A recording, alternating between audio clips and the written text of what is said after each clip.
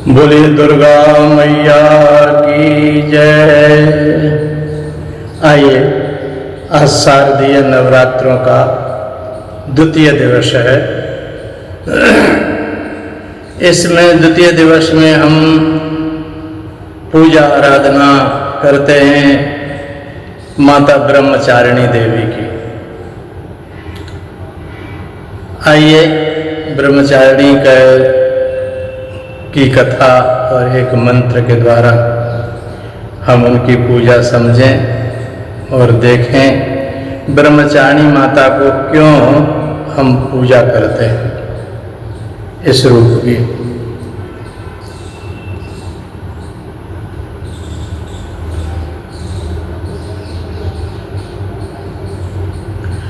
ब्रह्मचारिणी की पूजा होती है। धार्मिक मान्यता इस दिन साधक का मन स्वादिष्टान चक्र में होता है।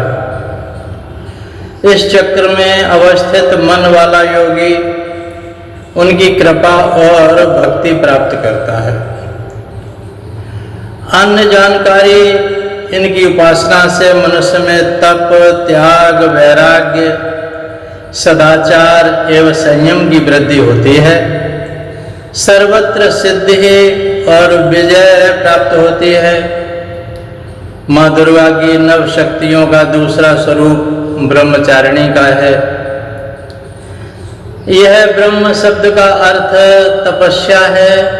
ब्रह्मचारिणी माने अर्थात तप की चारिणी, तप का आचरण करने वाली। ब्रह्मचारिणी देवी का स्वरूप पूर्ण ज्योतिर्मय एवं अत्यंत भव्य है। इनके दाहिने हाथ में जप की माला है और बाएं हाथ में कमंडल है।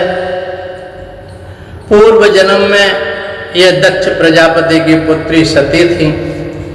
सती मरत हरि सन बर मांगा,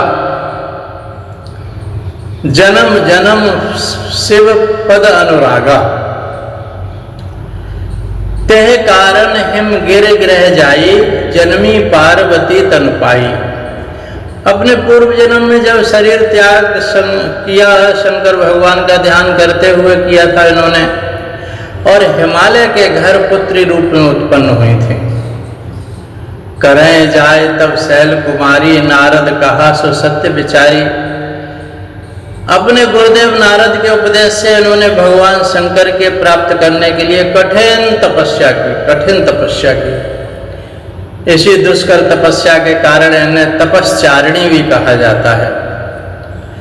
अर्थात ब्रह्मचारिणी नाम से अभिहित किया गया। इन्होंने 1000 वर्ष एक केवल फल खाकर के व्यतीत किए और 100 वर्ष तक केवल शाक पर निर्भर रहीं और उपवास के समय खुले आकाश के नीचे वर्षा धूप के विकट कष्ट सहे। इसके बाद में केवल जमीन पर टूट कर गिरे बेलपत्रों को खाकर के 3000 वर्ष तक भगवान शंकर की आराधना करती रहीं। कई हजार वर्षों तक वह निर्जल निराहार रहकर व्रत करती रहीं। पत्तों को भी छोड़ देने के कारण उनका नाम पुण्य पर हरे सुखाने परना उमान उमह नाम तब भयो अपर्णा। अपर्णा नाम पड़ गया। इस कठिन तपस्या के कारण ब्रह्मचारिणी देवी का शरीर एकदम क्षीण हो गया। उनकी यह दशा देखकर उनकी माता मैना देवी अत्यंत दुखी हो गई। उन्होंने उस कठिन तपस्या छुड़ाने के लिए उन्हें आवाज दी, उमा रे नहीं, अब नहीं मत करो। तब से देवी ब्रह्मचारिणी का पूर्व जन्म का एक नाम उमा पड़ गया था। उनकी इस तपस्या से तीनों लोकों में हाहाकार मच गया। देवता, ऋषि, सिद्धगण, मुनि सब ब्रह्मचारिणी देवी इस तपस्या को अद्भुत और पुण्यकृत मानते हुए उनकी सराहना करने लगे। अंत में पितामह ब्रह्मा जी ने आकाशवाणी द्वारा उन्हें संबोधित करते हुए प्रसन्न स्वरों में कहा, हे देवी, आज तक किसी ने इस प्रकार की कठोर तपस्या नहीं की है।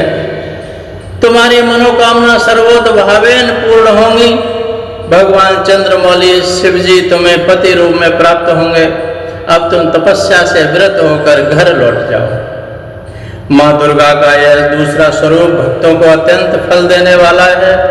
इनकी उपासना से मनुष्य में तप, त्याग, वैराग्य, सदाचार, संयम की वृद्धि होती है, सर्वत्र सिद्धि और विजय प्राप्त होती है।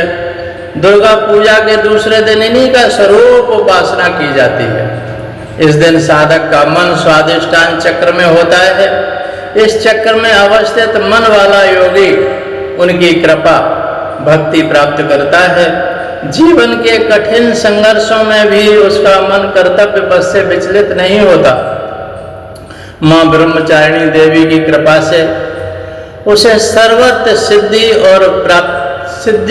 और विजय प्राप्त होती है। सिद्धि और विजय प्राप्त होती है। आइए ध्यान करें। संस्कृत का मंत्र है ध्यान रूप में, वंदे वांछित लाभाय चंदार्ध कृत शेखरां जपमाला कमंडलुधरा ब्रह्मचारिणीं शुभां गौरवर्णा स्वादिष्ठान स्थिता द्वितीयं दुर्गां त्रिनेत्रां धवल परिधाना ब्रह्मरूपा पुष्पालंकार भूषितां।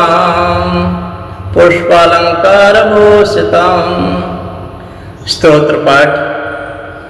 तपश्चारिणी तुम है तापत्रय निवारिणी ब्रह्मरूपधरा ब्रह्मचारिणी प्रणाम्यहम्।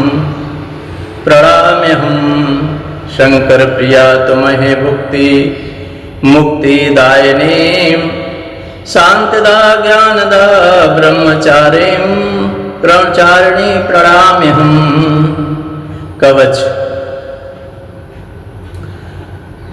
त्रिपुरा में हृदय पातु ललाटे पातु शंकर भामिनी अर्पण सदा पातु नेत्रो अर्धरी च कपोलो पंचदशी कंठे पातु मध्य देशे पातु महेश्वरी षोडशी सदा पातु नावो ग्रहे च पादयो अंगम प्रत्यंग सतत पातु ब्रह्मचारिणी।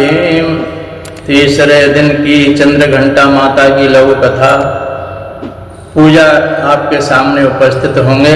कल तो चंद्र घंटा की कथा कल आप जरूर सुने। इसी प्रकार से ये ब्रह्मचारिणी माता की कथा सुनी और उस तरह से आप पूजन करते रहें। माता के 9 रूपों की कथा यथा संभव डालते रहेंगे भगवान माता की कृपा से।